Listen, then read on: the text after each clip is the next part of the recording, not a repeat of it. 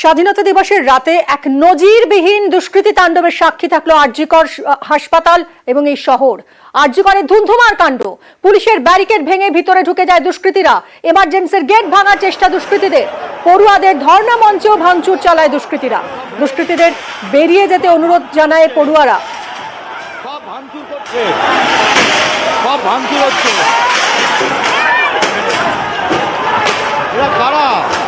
এরা কারা? ভয়ানক সব ভাঙচুর করছে।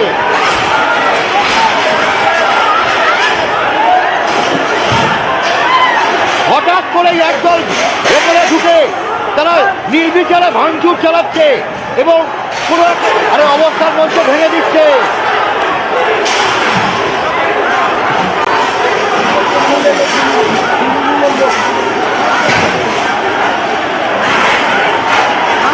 ভাঙচুর করা হচ্ছে।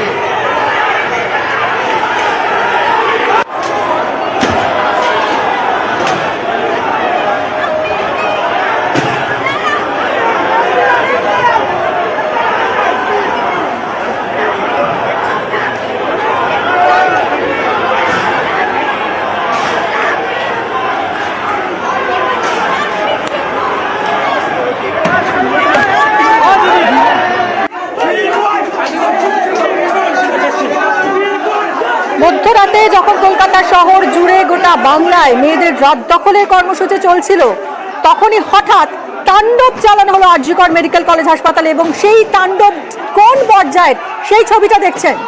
হাসপাতালের জরুরি বিভাগের কোলাপসিবল গেট ভেঙে রীতিমতো ভিতরে ঢুকে তাণ্ডব চালানো একদল দুষ্কৃতী। একই সঙ্গে হাসপাতালের বাইরের চত্বরেও ভাঙচুর চললো। একের পর এক পুলিশের গাড়িতে ভাঙচুর চালানো হলো। যত সংখ্যক পুলিশ এই সময় মোতায়েন ছিল তাদের হিমশিম খেতে হয় পরিস্থিতি নিয়ন্ত্রণে আনতে।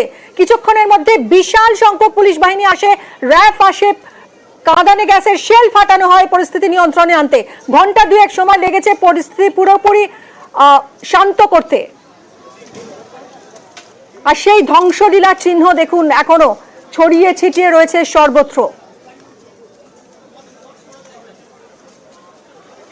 বাদ যায়নি ওষুধের স্টোর রুমও। আন্দোলনকারীদের যে মঞ্চ, সেই মঞ্চেও ভাঙচুর চালানো হয়। ডিসি নর্থ অভিষেক গুপ্তা তিনি গুরুতর আহত হয়েছেন মানিকতলা থানার ওসি। আরো বেশ কয়েকজন পুলিশ কর্মী তারাও আহত হয়েছেন।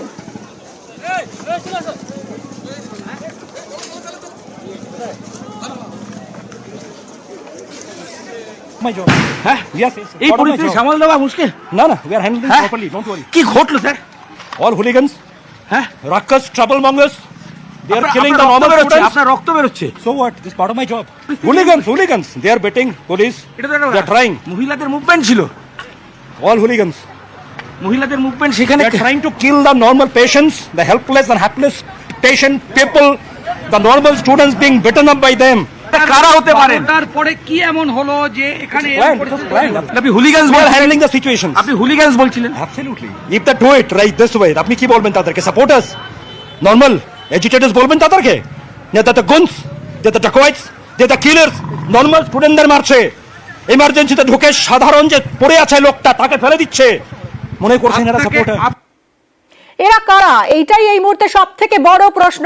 লাঠি হাতে ভিতরে ঢুকে এইভাবে তাণ্ডব চালানো যারা, তারা কারা? তার সামনে টিয়ার গ্যাস যখন ছুটছে, ঠিক তার সামনে ছবি দেখাবো, টিয়ার গ্যাস গিয়ে পড়ছে, সেখান থেকে কিন্তু ইট নিচ্ছে, গাছের ফাঁক থেকে ইট নিচ্ছে। আর এই তাণ্ডবের পর আজ সকালে আরজিকর হাসপাতালের ছবিটা ঠিক কি, সরাসরি চলে যাব। অভিজিৎ আমাদের প্রতিনিধি রয়েছেন। অভিজিৎ, সারা রাত আমরা দেখিয়েছি এই তাণ্ডব লীলা, ধ্বংসলীলা কিভাবে চালিয়েছে দুষ্কৃতীরা। এরা কারা কিছু এখনো পর্যন্ত জানা যাচ্ছে? আজ সকালের পরিস্থিতিটাই বা কি আরজিকর হাসপাতালে? মিমি, এই মুহূর্তে গোটা আরজিকর হাসপাতাল ধ্বংসলীলার পরিচয় এবং গোটা আরজিকর হাসপাতালে শুধু ধ্বংসলীলার ছবি। হাসপাতালের গেট থেকে শুরু করে একদম হাসপাতালের মূল প্রবেশদ্বার সেখানে অনেকটা পরিষ্কার করা হয়েছে, তবুও দেখা যাচ্ছে যে ব্যারিকেড ভেঙে একের পর এক জায়গায় আন্দোলনকারী ছাত্রছাত্রীদের যে অবস্থান মঞ্চ, সেই অবস্থান মঞ্চ ভেঙে চুরমার করে দেওয়া হয়েছে। পুলিশের যে অ্যাসিস্ট্যান্স বুথ ছিল, টালা থানার যে বুথ, সেই বুথ সম্পূর্ণ ভেঙে দেওয়া হয়েছে এবং ভাঙা শুধু নয়, এখানে দেখা যাচ্ছে যে অ্যাসিস্ট্যান্ট বুথ সেটাকে উল্টে ভেঙে ফেলে দেওয়া হয়েছে। এখানেই শেষ নয়, আরো একবার দেখানোর চেষ্টা করছি এই যে অবস্থান বিক্ষোভের যে মঞ্চ, অর্থাৎ এই যে আরজি করে ঘটনার প্রতিবাদে এখানকার জুনিয়র ডাক্তার ইন্টার্নরা যে অবস্থান মঞ্চ করেছিল সেই অবস্থান মঞ্চ সেখানে দুষ্কৃতীরা এইভাবেই হামলা করেছে এবং দুষ্কৃতীরা তারা পরিকল্পনা মাফিক এই ঘটনা ঘটিয়েছে এমনটাই অভিযোগ এখানকার আন্দোলনকারী ছাত্রছাত্রীদের, যে তারা শুধু সামনের গেট দিয়ে ঢোকেনি, এই ব্যারিকেড ভেঙে ঢোকেনি, পেছন দিকের পাঁচিল বেয়ে পর্যন্ত উঠেছে এবং বারবার করে তাদেরকে হাত জোর করে বলা হলেও যে ভেতরে কেউ ঢুকবেন না, এটা বলা সত্ত্বেও কেউ কোনো থোড়াই কেয়ার, তারা পুলিশের সামনে পুলিশকে অগ্রাহ্য করে তারা ভেতরে ঢুকে নির্বিচারে ভাঙচুর চালায়। জরুরি বিভাগ থেকে শুরু করে ইএনটি ডিপার্টমেন্ট সেখানে ভাঙচুর চালায় এবং সেই ভাঙচুরের ধ্বংসলীলা আমরা দর্শকদের দেখাচ্ছি যে কি ভয়াবহ পরিস্থিতি হতে পারে আরজি কর হাসপাতালে। এবং এখানকার আন্দোলনকারী ছাত্রছাত্রীরা তারা বারবার করে বলছেন যে তারা অনেকবার করে ঘোষণা করেছিলেন গতকাল একদম মধ্যরাতের ঠিক 12টার সময় যে পুলিশের ফোর্স যেন বাড়ানো হয়, কিন্তু কোথায় পুলিশের ফোর্স? পুলিশের সামনেই ওই গুটি কয়েক পুলিশ কর্মীর পক্ষে এই রকম উন্মত্ত দুষ্কৃতীদের বাধা দেওয়া এক প্রকার অসম্ভব ছিল, যে কারণে এই আরজি কর হাসপাতালের যে এমার্জেন্সি সেই এমার্জেন্সিতে এখন ধ্বংসলীলার ছবি। গোটা এমার্জেন্সি ছাড়খাড় করে দেওয়া হয়েছে, সেখানে কিছু বাদ যায়নি। রোগীদের সহায়তা কেন্দ্র থেকে শুরু করে সেখানকার নার্সদের চেঞ্জিং রুম, এমনকি হাইব্রিড যে ক্রিটিক্যাল কেয়ার ইউনিট, সেই সমস্ত কিছু শুধুমাত্র এখন ধ্বংসস্তূপ। দেখে মনে হচ্ছে যেন কোনো যুদ্ধক্ষেত্র অথবা বিস্ফোরণ হয়েছে, না হলে এই রকম ছবি সত্যি একটা হাসপাতালে যে হতে পারে সে অবিশ্বাস্য।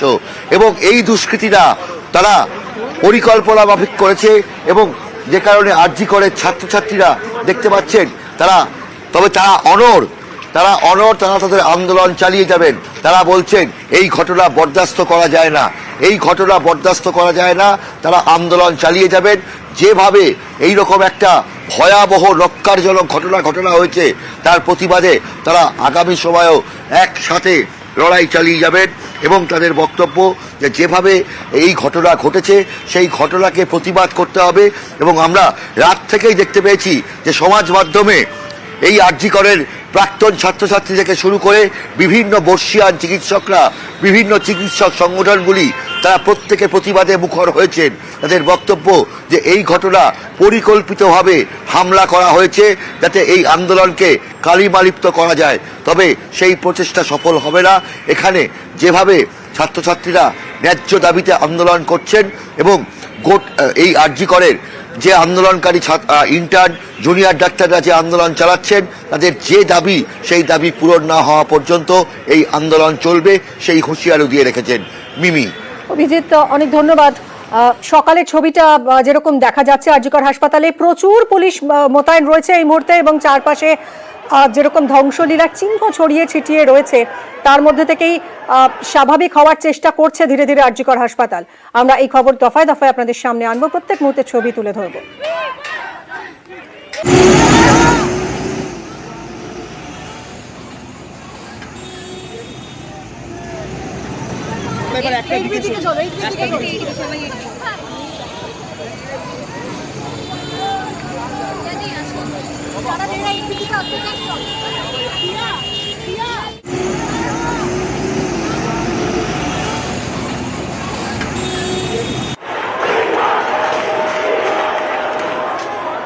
ভয়াবহ অবস্থা তো, মানে মেরে ফেলতো আমাদের। এই ঘরে বন্ধ আছে, এই ঘরে বন্ধ হয়ে এই ঘরে বন্ধ আছে, মেরে ফেলতো। ও যদি টার্গেট একটু থাকতো ওই দরজাটা ভাঙবো তো বাস, তাহলে আমাকে শেষ করে কম্পিউটার সব ভেঙে সব। এই তো সব এই কম্পিউটার সব। ওখানে ডাক্তারবাবুরা বা এখানে বাইরের থেকে লোক ঢুকতে বারণ করছিল, আমরা তখন এখানেই ছিলাম। একসাথে প্রচুর লোক ঢুকে আসে, 10-12 জন পুলিশ এখানে দাঁড়িয়ে এই গেটটাতে আটকাতে চেষ্টা পারে না। ওরা যখন গেট ভাঙে তখন আমরা প্রাণ ভয় এখান থেকে গিয়ে পেছনে সিঁড়ি দিয়ে 6th ফ্লোরে আমরা আটকেছিলাম। 6th ফ্লোরের ভেতরে ঢুকে আমরা তালা দিয়েছিলাম। ওদের চেস্ট মেডিসিনে ঢুকতে পেরেছিল না, এরা ভেতর পর্যন্ত গেছে কিনা আমরা তো 6th ফ্লোরে ছিলাম, কি করে দেখবো? আমরা নিজেদের প্রাণ নিয়ে 6th ফ্লোরে গিয়ে আটকেছিলাম। প্রত্যেককে বিভিন্ন হোস্টেলের মধ্যে আমরা পৌঁছে দিয়েছি। আমরা একটা এলটির মধ্যে আছি, এবং আমাদের যারা আন্দোলনকারী ছিল তারা সেফ ফিল করছেন না। যে প্রশ্নটা বারবার আসলো নিরাপত্তার প্রশ্ন, সেফটির প্রশ্ন, সেই জায়গাটা এখনো ধোঁয়াশার মধ্যে থেকে যাচ্ছে।